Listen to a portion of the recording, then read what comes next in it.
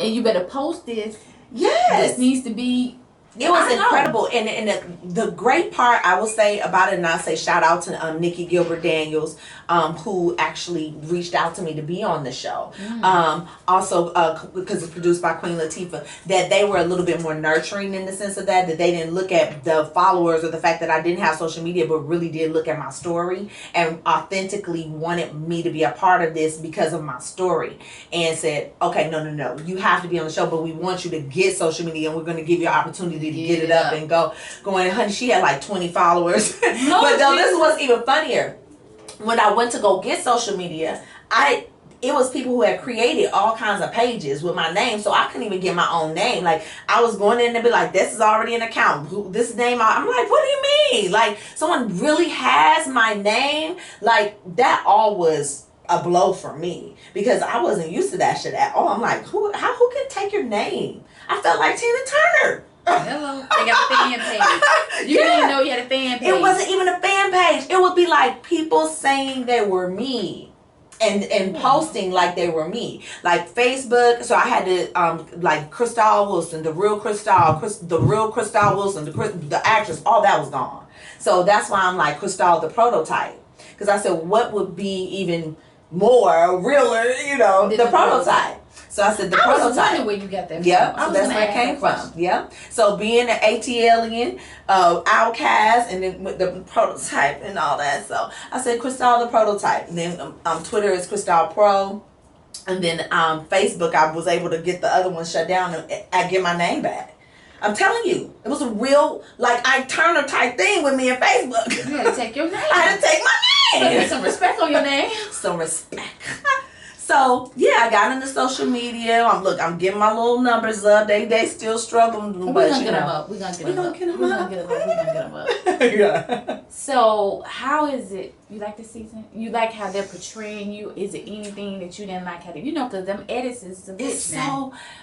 It's a tough game. It's a tough game because you're judged by pieces of your life. Not even your whole thing, because they're not going to show the whole thing. They're not going to show the whole thing. And I even get that because, like I said, I've been in this business for a while, but it's one thing when they're editing a movie. It's one thing when they're cutting down and saying, okay, this was the best take on this. But when it's your life and they're saying, well, this is the best take because we got the ugly face or we got her being she making irrational. A statement, but you're not going to get to hear why she made the statement or the truth behind the statement. Yeah. Or people judging every little thing, every little hair that's out of place or the shoes that you have on. Girl, honey. And I'm not from that. Like, I'm just really not from that because I don't know how many other people out there, but I have bills. Like, I have to pay Georgia South and I have bills. I don't know if anybody else got light bills, but I can't wear red bottoms every day. And I can't have, you look lovely, but we talked about the makeup and all of that, but like, she can't. Oh, I don't like this every day. I'm not beat every day. We discussed it and I just think that I wish more realness would come into reality, like like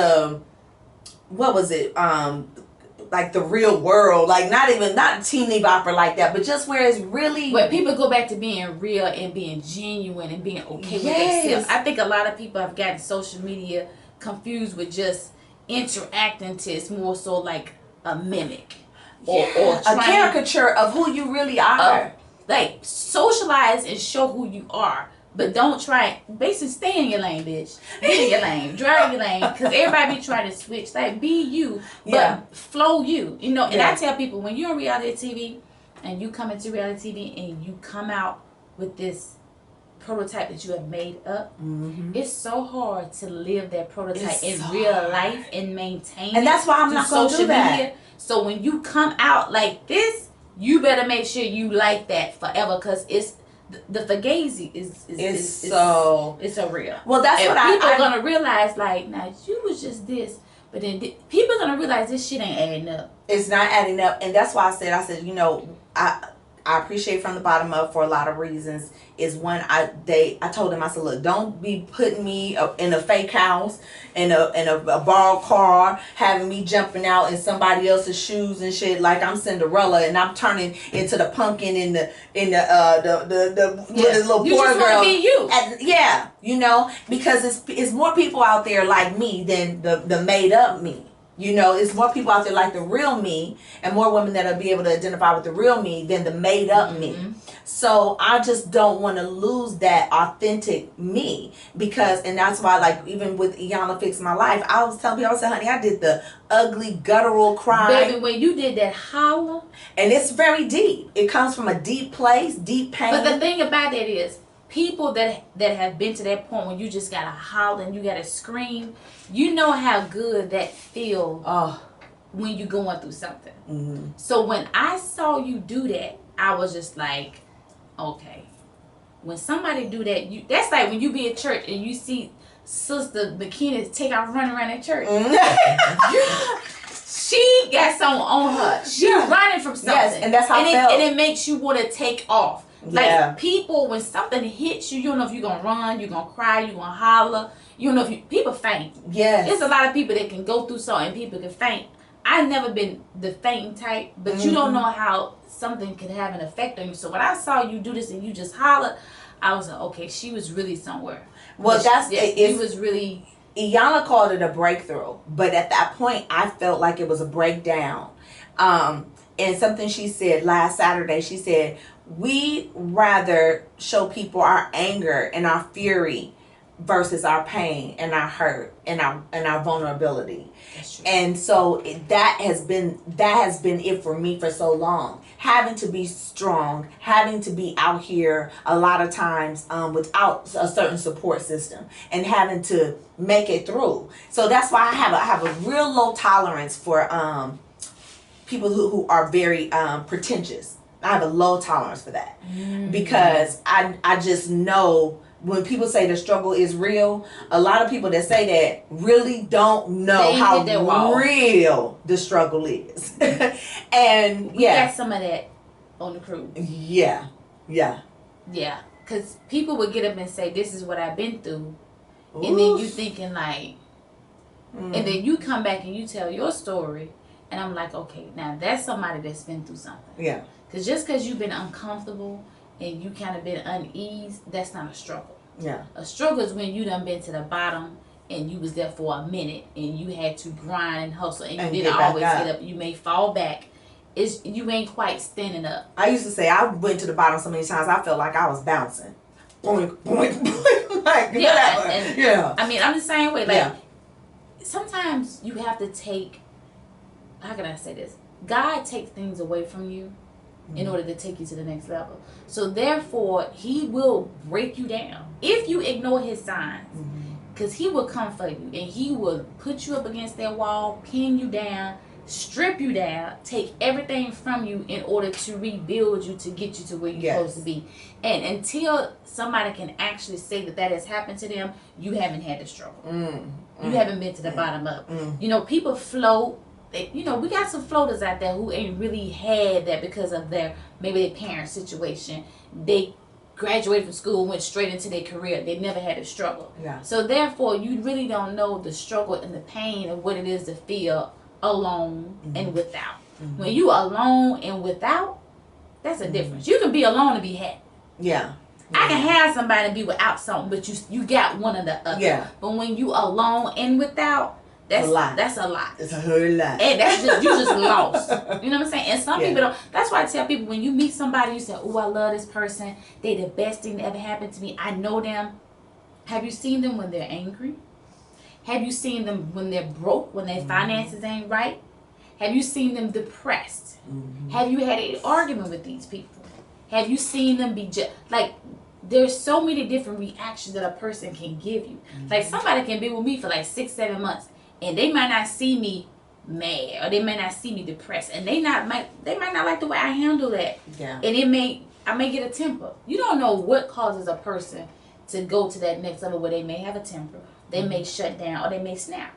So you really have to know a person inside out, if they lows and then they highs. Because sometimes you get married and then you be like, oh my God, he crazy. Yeah. Well, you didn't know crazy before? No, because he just lost his job and this happened to me and he's just a totally different person. No, he was that person when you met him. It's just that he had that job and he hadn't faced that difficult time in his life to show you that person. Yeah. And then too, that's why it's really important to take the time to really. One of the things that the young lady did say on that panel that stood out to me, and I said, you know what, she's on to something with that. She said, before you even go out on your first date, you should have at least 8 hours of conversation with a person. Yes. Now that's the only thing she said that I agreed on. That I agreed on, because in my relationship now, we honestly, and I hadn't done this in a long time either, be on the phone with somebody, just really be on the phone with them, just talking. Where your parents? What school? What did you you know? But the extended version of that, because we go through the surface things of it, you know, because even on the first date we'll say, so what's this, you know, but 8 hours, that's a lot of time to fill. Well, first of all, I don't even spend 8 hours a day with my kids. Yeah, not a day, over time. But I'm saying, when you meet somebody, just take 8 hours. So like maybe 1 hour be on the phone one day. I mean, that's a week. If you talk to them an hour. Yeah, I do that. Yeah, you know what I'm saying. But you know what? Let me just say this, because I'm going through this situation right now. I'm gonna respect your career and your job, and I'm not gonna call you and want to talk to you and FaceTime. You know we got FaceTime now. Mm-hmm. Oh yeah. Tell me all about it. I'm gonna need you to respect my time. I'm at work with my kids, so I can't FaceTime you all the time. Because for me, I think it's hard to kind of be in a relationship because you're not living together off the jump. Mm-hmm. So you don't have the convenience of knowing that he's gonna be there. So you got to find time to meet. But at night, after I maybe put my kids down, that's kind of when I like to talk or try to get to know each other. But in the back of mine, I'm thinking like, shit, I got to go to bed because I got to. But that's because you're not. I'm telling you. Let me tell you. I just tell you, when you find out one, you're going to sleep on the phone. I'm going to tell you something. Elena, this is the thing. Honest to goodness, when I was working, I was a buyer and set dresser for Survivor's Remorse. You watch that show, Survivor's Remorse? Yes. Okay. So when I tell you, people don't even know. I told the girl in front of the bottom up, I said, girl, I work like I'm ugly and got bad coochie, okay? I work hard. That's how hard I work. Okay, Jesus. I get up at like 5:30 a.m. When I get up, it's dark, and when I come home, it's dark. When I work on that show, I was working those hours. 5:30 a.m. I had to be on the set, so I'm waking up at 4:30 sometimes because I live far, and then having to get into town, and then I run around all day, and then I would get home like 9 or 10 at night, and then I would sit on the phone with this man because his conversation was just that dope, and I couldn't wait to get an opportunity to be on the phone with him to hear what he had to say. Yeah, and what he had, the things that he had to feed me in my spirit, in my soul. So I would stay up for that, and it was because it's other times. But I get that too, but you know, it's so funny because it don't start off like that, but over the course of time, I be like, "Ooh, I'm over it," you know, and then it kind of go. But then at first, it was kind of happy, but then in another situation, it starts off happy and it's still going that way. Mm-hmm. So it's different how different people that's around you in your space and you talk to. Like if I'm on the phone with one and then I'm like, but the other one call, I'm like a whole different attitude come over me. But see, that's because when you over something or it ain't right, it just ain't. You can't force it. Snatched you up, just like you need to be snatched up. I think you need a pimp that used that he retired. I think you need a retired pimp. That's what we got. Any callers, takers, a retired pimp. Yeah, that's what you need. That's what you need. Let me call a few of my friends. Yeah, Jesus, not a retired pimp.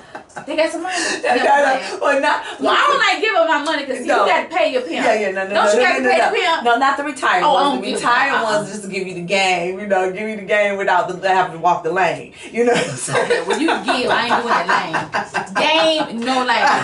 Game. Call me, honey. Who's that? TJ, I ain't gonna say nothing about you. No, he cool. But no, I think we were talking about just getting to know somebody and knowing that they're crazy and they're cool. The conversation, that's a lot of it. You have to have that conversation. Also, pay attention to people's past. I was saying to somebody the other day, because there's one young lady that's on the show this season from the bottom up. She tried armor training. Armor training that I got from Iyanna.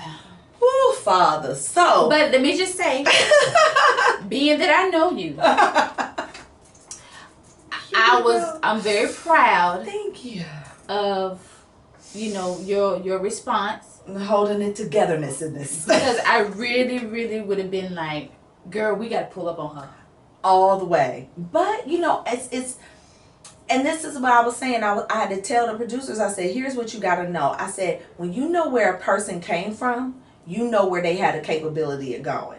What you see today is the better, calmer, more zen, woosah, kumbaya me. But if you knew where I've been, I don't think you would try me in certain ways, because I always had that capability. It's just like anything, you have to maintain it.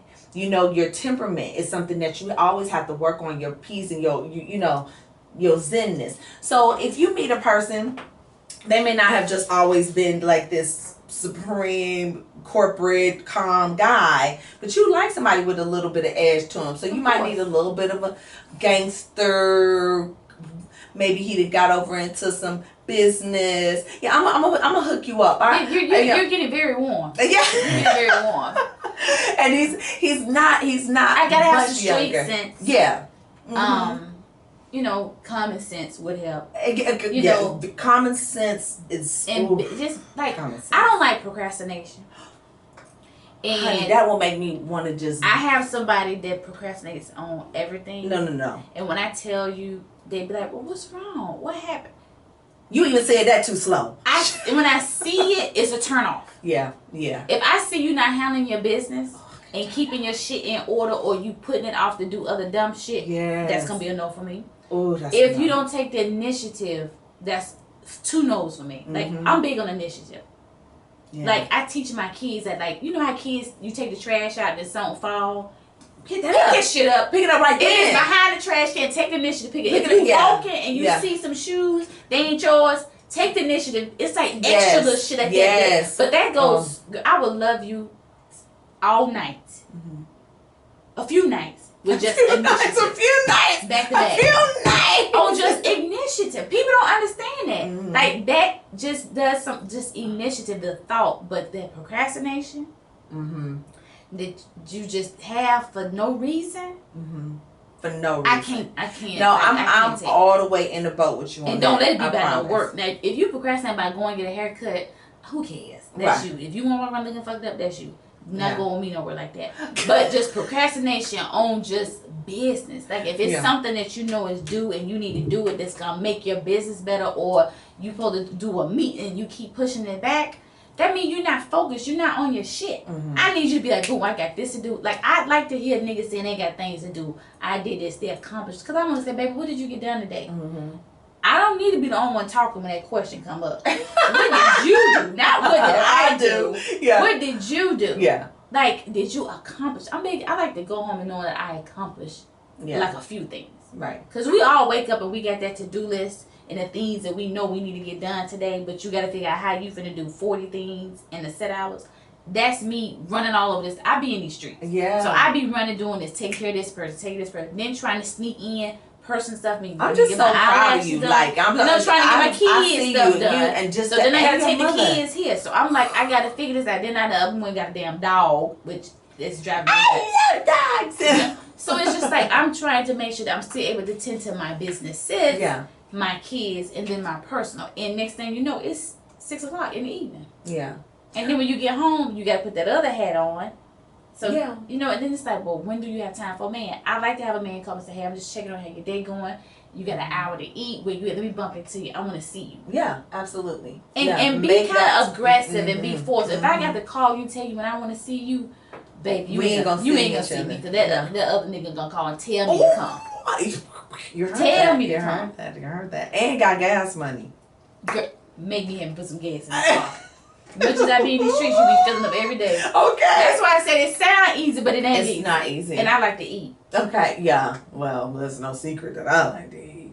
That's what the book is. You know, it has the stories, know. but then it has the recipes in there. And let me tell you something. Like I'm a great cook. Honestly, like I can cook everything. Like I haven't eaten meat in 2 or 3 months now because my man doesn't eat meat. So I've learned how to cook like all kinds of stuff. No, and you won't even miss the meat. You'll be like, oh, you really love him. I do. Because if your man not to eat meat, you stop eating meat. And chicken wings. Like, chicken wings. What you doing out here? Black people love chicken.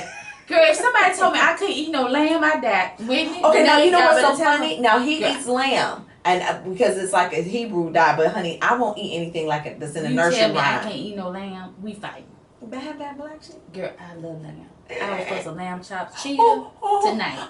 11 o'clock. I'll be there. No. Oh my gosh, I've had it and it's good, but I just feel so guilty. I started feeling guilty eating it. Now I do have a friend. He's vegetarian, and I must say that when we do go out, you know, his entrees be a little different. His selection of chickpeas and it just be fennel seeds. I think we went to Subway, and I hope God he ain't listening. But we went to Subway, and I was like, "Well, give me turkey breast with this cheese, sweet onion dressing." The only vegetable I put on mine was cucumber and lettuce. I don't want no banana peppers. I don't want no olives. I want no black olives. I don't want no onions. You know what? You're not from Atlanta. You're from Mississippi. Peppers. No, you're from Memphis. And I don't. Where you crazy? Girl, this interview is over. I am not from no damn Memphis. You think about your castmate, Stacey J, bitch. I am from Mississippi. Memphis, making easy money, pimping hoes in style. Not me. I'm gonna Girl, this interview is over. I'm gonna fall out. Y'all, please have an ambulance waiting right outside for me. Girl, What? Okay, you are from Mississippi. Okay. And I don't eat pork.